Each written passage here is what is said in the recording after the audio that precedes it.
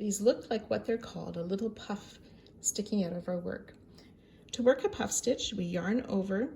I'm going to skip a stitch, working in the next stitch, insert through both loops, pull up a loop. Now when you pull this loop up, you want it to be about the height of a double crochet, and you don't want this to be tight. So loop your yarn into the stitch, pull up a loop.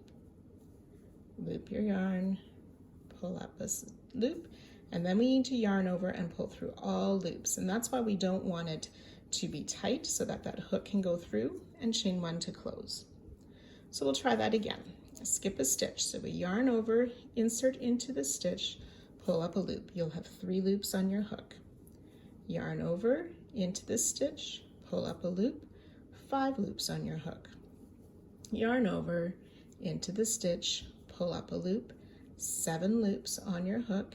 Yarn over, pull through all 7, chain 1 to close.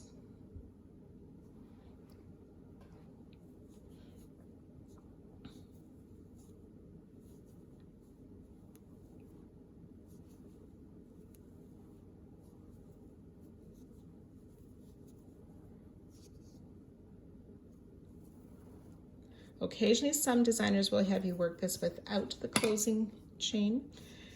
They will describe that in the specific pattern if that's how it does, but normally there is a chain 1 to close a puff stitch.